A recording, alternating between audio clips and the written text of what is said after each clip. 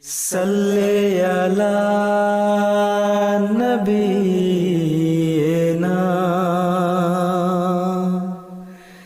Salli ala Muhammadin.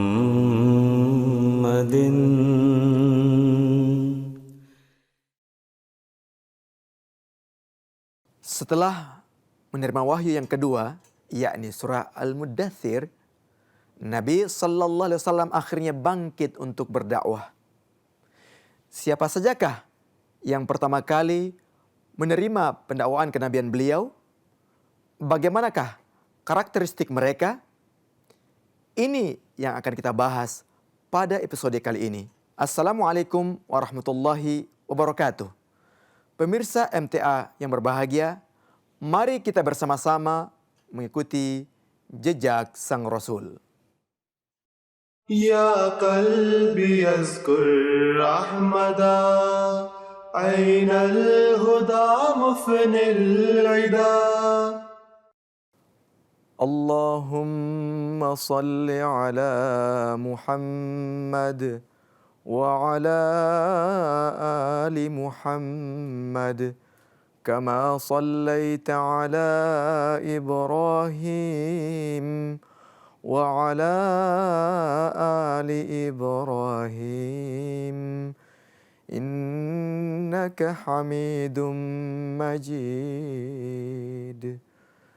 اللهم بارك على محمد وعلى آل محمد كما باركت على إبراهيم وعلى آل إبراهيم إنك حميد مجيد. Pemirsa yang berbahagia, pada episode yang lalu kita sudah membahas bahwa Rasulullah Sallallahu Alaihi Wasallam menerima wahyu pertamanya di Gua Hira, kemudian disusul dengan wahyu yang berikutnya, yakni surah Al-Muddathir. Di Gua Hira, surah Al-Alaq yang diturunkan kepada beliau, kemudian setelah masa fatrah, yakni fatratul wahyi, masa jedahnya wahyu terjadi yang lebih kurang 40 hari, kemudian Allah turunkan surah Al-Muddathir kepada Nabi sallallahu alaihi wasallam. Lalu sang istri tercinta memberikan hiburan kepada Nabi sallallahu alaihi wasallam ketika Nabi sallallahu alaihi wasallam dirundung kekhawatiran dan perasaan cemas. Lalu Allah Subhanahu wa taala memberikan perintah kepada beliau dengan diturunkannya surah Al-Muddathir, dikatakan bahwa ya ayyuhal muddathir qum fa'anzir. Hai wujud yang berselimut, bangunlah, bangkitlah, lalu berikanlah peringatan. Wahyu ini merupakan perintah kepada Nabi sallallahu alaihi wasallam supaya beliau berdakwah. Akhirnya dengan karunia Allah Subhanahu wa taala kita telah mendapatkan dalam tarikh bahwa telah berbaiat kepada Rasulullah sallallahu alaihi wasallam istri beliau itu Khadijah radhiyallahu anha, kemudian Ali bin Abi Thalib radhiyallahu anhu di rumah tersebut, kemudian ada Zaid bin Haritha. Nah, ini wujud-wujud pertama yang ada dalam rumah tersebut yang berbaiat kepada Nabi sallallahu alaihi wasallam, yakni masuk ke dalam agama Allah, agama Islam. Kemudian ada satu figur yang luar biasa pentingnya, yaitu Sayyidina Abu Bakar As-Siddiq radhiyallahu taala anhu. Di awal-awal ketika Nabi sallallahu alaihi wasallam menyampaikan pendakwaan sebagai nabi, maka orang-orang mulai gempar, ya, orang-orang mulai hingar-bingar ketika mendengar berita pengakuan kenabian dari Nabi sallallahu alaihi wasallam. berita sampai kepada salah seorang sahabat beliau, yakni Sayyidina Abu Bakar As-Siddiq radhiyallahu ta'ala anhu, yang waktu itu sedang berada di luar kota, bahwa rekannya, yakni yang bernama Muhammad, telah dianggap gila oleh sebagian orang yang tidak senang, yang tidak mau beriman kepada beliau. Kemudian ketika mendengar berita ini, beliau dari luar kota langsung datang ke Makkah Al-Mukarramah, kembali mencari Nabi sallallahu alaihi wasallam. Intinya adalah ketika beliau mendengar berita tersebut, beliau ingin cross check, ingin tabayun, benarkah bahwa sahabat beliau yang bernama Muhammad ini telah mengakukan diri sebagai nabi, telah didatangi oleh malaikat. Maka ketika Hadrat Abu Bakar As-Siddiq radhiyallahu ta'ala anhu datang kepada Nabi sallallahu alaihi wasallam, karena mereka berdua adalah teman, sahabat sejak kecil, Nabi sallallahu alaihi wasallam pada saat itu tidak berani memberikan jawaban dengan tegas. Beliau khawatir kalau rekan beliau ini salah paham tentang pendakwaan kenabian beliau. Berulang kali ditanyakan oleh Abu Bakar As-Siddiq bahwa, wahai Muhammad, apakah benar engkau telah mendakwakan diri sebagai nabi? Benarkah malaikat telah datang kepada engkau? Dengan berbagai macam cara Nabi sallallahu alaihi wasallam ingin menjawab, ya, yang tidak terus terang pada masa itu. Tetapi didesak terus oleh Abu Bakar As-Siddiq sebagai kawan beliau. Tentunya sebagai manusia pada masa itu Nabi sangat khawatir kalau beliau akan kehilangan teman. Tetapi Abu Bakar terus mendesak beliau, sehingga pada akhirnya Nabi sallallahu alaihi wasallam menjawab, ya benar bahwa aku telah mendapatkan wahyu dari Allah Subhanahu wa taala, ditugaskan oleh Allah Subhanahu wa taala untuk menyampaikan dakwah. Malaikat telah datang kepada aku. Setelah mendapatkan jawaban itu, pada saat itu juga Abu Bakar As-Siddiq radhiyallahu ta'ala anhu langsung berbaiat, bersyahadat, asyhadu an la ilaha illallah wa asyhadu anna Muhammadur Rasulullah. Wa asyhadu anna Muhammadar Rasulullah. Jadi Abu Bakar As-Siddiq radhiyallahu ta'ala anhu tanpa banyak tanya, hanya ingin cross check apakah benar bahwa kawan beliau yang bernama Muhammad telah mengaku sebagai nabi. Itu saja yang dibutuhkan oleh beliau, dan ternyata benar. Pemirsa, itulah Sayyidina Abu Bakar As-Siddiq radhiyallahu ta'ala anhu. Kemudian dalam satu riwayat kita temukan bahwa seolah-olah beliau mengingatkan kepada Nabi bahwa jangan terlalu banyak menerangkan, karena itu hanya akan membuat iman menjadi lemah. Karena beliau sudah percaya, karena beliau sudah tahu sejak kecil bahwa Muhammad tidak pernah berdusta, al-amin, yang terpercaya, yang jujur. Tentunya apa yang disampaikannya adalah benar. Masya Allah, luar biasa. Kemudian pemirsa, setelah Abu Bakar As-Siddiq radhiyallahu ta'ala anhu, di sana ada sahabat yang lain yang kemudian menyusul masuk Islam, yaitu Utsman bin Affan dari Bani Umayyah. Jadi Utsman bin Affan ini, beliau masuk Islam, dalam satu riwayat dikatakan beliau masuk Islam pada umur 30 tahun. Beliau ini adalah wujud yang sangat baik.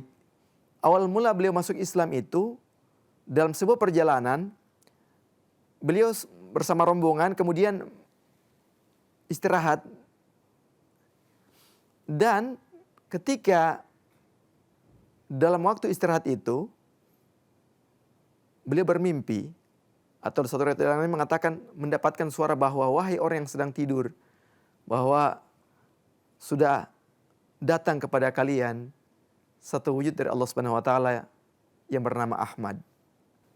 Ketika pulang di Makkah, Utsman bin Affan berjumpa dengan Sayyidina Abu Bakar As-Siddiq radhiyallahu ta'ala anhu, kemudian ditabligi oleh Abu Bakar As-Siddiq, dan pada akhirnya beliau berbaiat masuk Islam.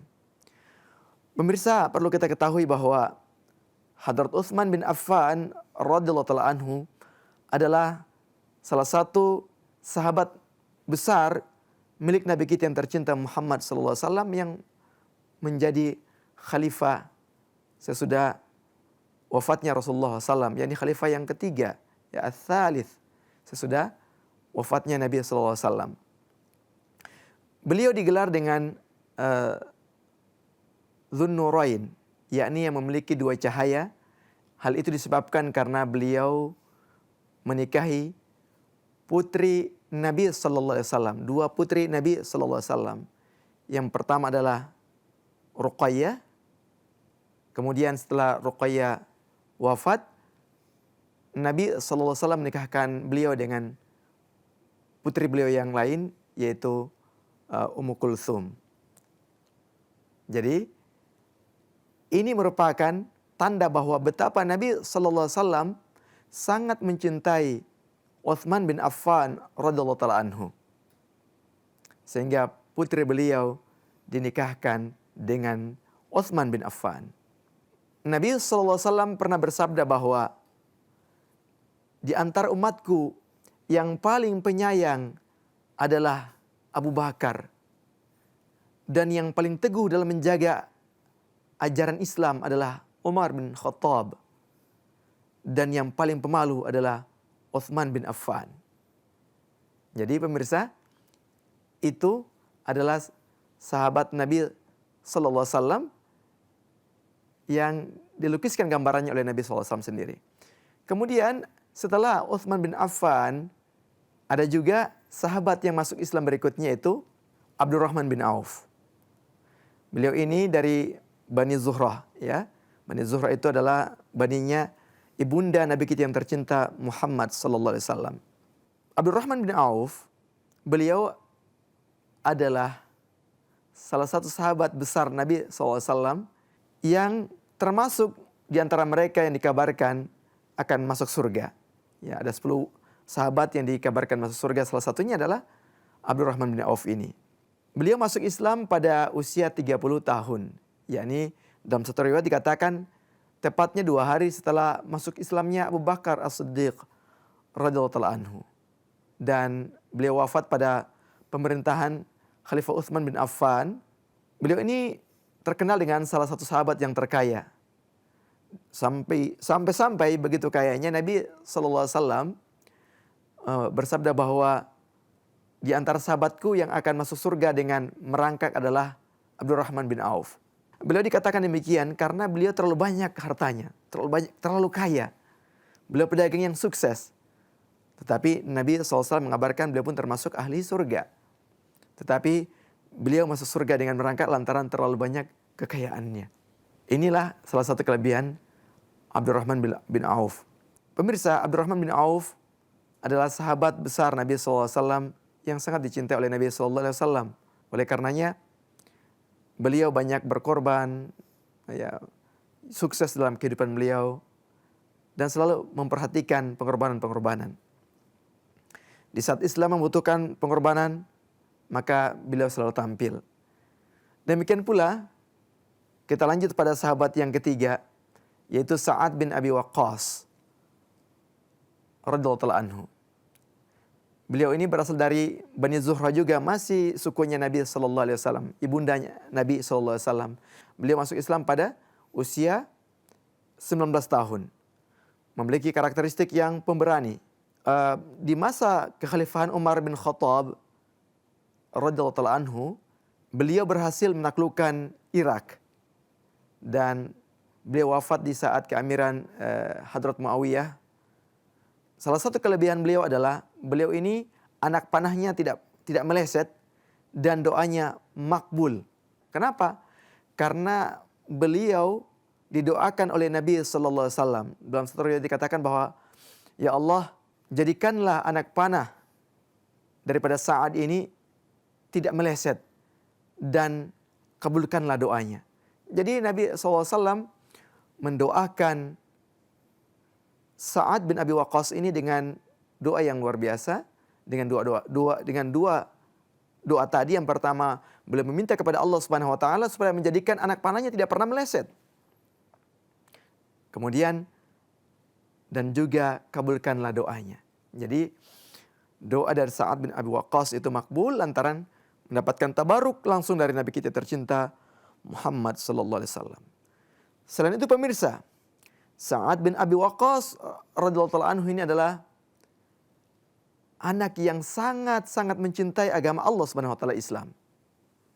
Ketika ibundanya tahu beliau telah masuk Islam,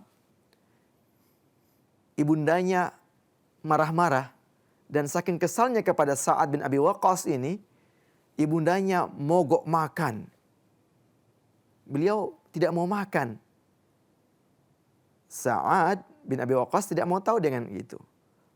Bahkan dalam satu riwayat dikatakan bahwa sekiranya ibunya itu memiliki 100 nyawa, lalu dia keluar satu demi satu, maka sedikit pun ia tidak akan pernah meninggalkan akidah La ilaha illallah Muhammadur Rasulullah.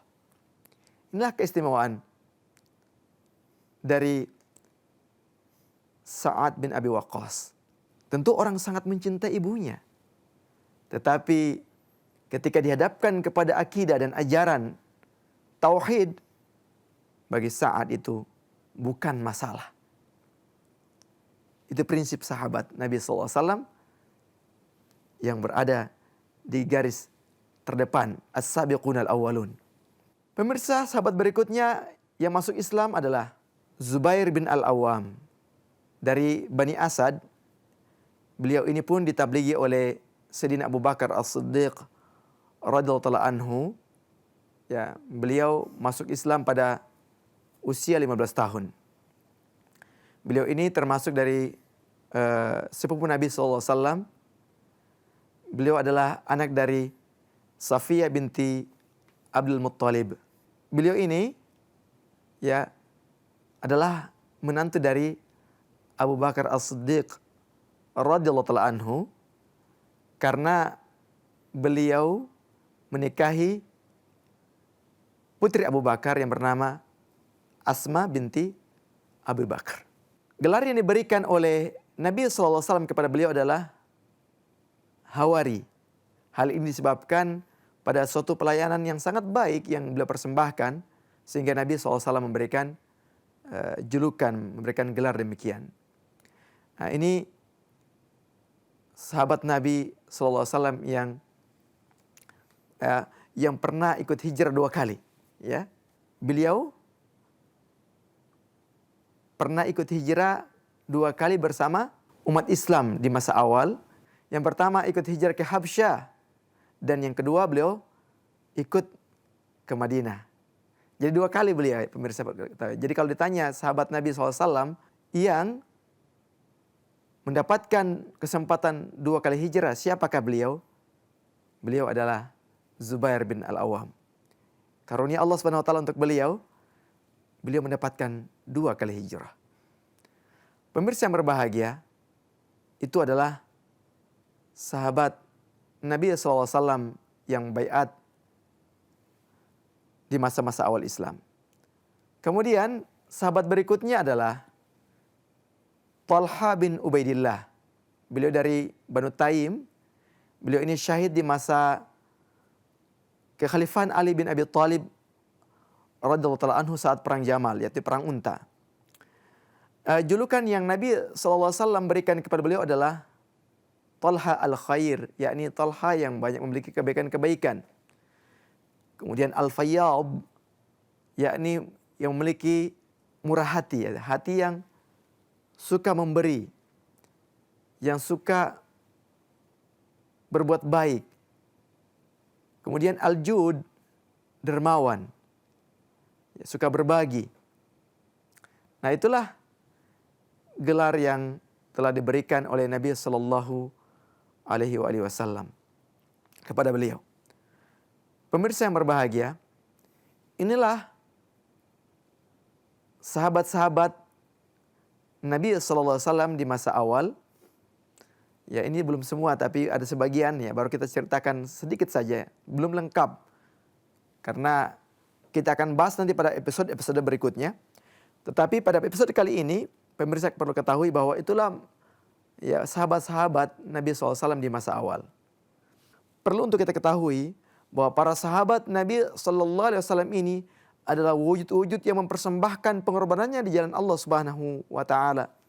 Di mana mereka adalah wujud yang disebutkan dalam Al-Qur'anul Karim sebagai as-sabiqunal awwalun. Ya, mereka adalah orang-orang yang terkemuka, yang terdepan dalam menerima Islam. Baik pengorbanannya, kecintaannya, semangatnya untuk membela agama Allah Subhanahu wa taala Islam. Tentunya kalau kita banyak mengenal fans-fans kita di masa kini, baik dari para artis dan sebagainya, maka kita sebagai umat Islam jauh lebih mulia kalau kita mengingat, ya, menghafalkan, menceritakan kisah-kisah para sahabat Nabi SAW, para pejuang Islam di masa awal ini. Karena dari mereka lah kita bisa mengenal agama rahmatan lil alamin ini. Kehadiran mereka merupakan cara Allah Subhanahu wa taala menyampaikan ajaran Islam ini kepada kita. Tanpa kehadiran mereka, kita tidak bisa mendapatkan kebenaran. Oleh karena itu, kita jangan sampai lupa untuk bersalawat atas Nabi dan para sahabatnya. Perjuangan mereka telah mengantarkan kepada kebaikan-kebaikan. Kita lihat tadi ada yang pemurah, ada yang doanya makbul, ada yang bertablik, yang berdakwah, ada yang tidak mempedulikan ibunya sekalipun, dalam pengertian ibunya sampai menahan lapar supaya anaknya sadar, katanya, supaya keluar dari Islam, yaitu Sa'ad bin Abi Waqqas. Ibundanya begitu kuat, ya, bertekad menahan lapar. Kalau bahasa sekarang itu mogok makan. Sa'ad bin Abi Waqqas radhiyallahu anhu tidak peduli dengan itu. Sebab apa? Karena prinsip dasarnya adalah jika orang tua mengajak kepada sesuatu yang tidak benar, maka tetap berbuat baik kepada mereka, tetapi tidak boleh ditaati dalam urusan-urusan yang berhubungan dengan akidah. Sa'ad bin Abi Waqqas telah menjadi figur yang mengorbankan segalanya demi kecintaan kepada Nabi sallallahu alaihi wasallam. Nabi bersabda, "La yu'minu ahadukum hatta yuhibba li akhihi ma yuhibbu li nafsihi."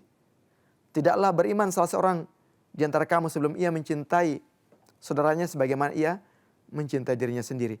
Ia mencintai para sahabat yang lain, mencintai umat Islam yang lainnya, dan lebih dari itu beliau melaksanakan perintah, ya, ajaran Nabi SAW, la yu'minu ahadukum hatta ana akuna ahabba ilaihi mi walidihi wa waladihi wan nasi ajma'in. Bahwa tidaklah beriman salah seorang antara kamu sebelum aku Muhammad lebih dicintai olehnya, melebihi cintanya kepada orang tuanya, anaknya, dan seluruh umat manusia. Lihat salah seorang sahabat Nabi SAW, Sa'ad bin Abi Waqqas, awalin muslimin, as-sabiqunal awalun, mempersembahkan kesetiaan kepada agama Islam sekalipun ibunya mogok makan. Beliau tidak mempedulikan itu. Yang beliau peduli adalah agama Allah Subhanahu wa taala harus disampaikan. Tauhid harus diajarkan. Karena jika ia menuruti keinginan ibunya, maka apa yang terjadi? Tentunya ia akan dijauhkan dari Allah Subhanahu wa taala. Demikian keteguhan keimanan yang dimiliki oleh Sa'ad bin Abi Waqqas dan sahabat-sahabat lainnya.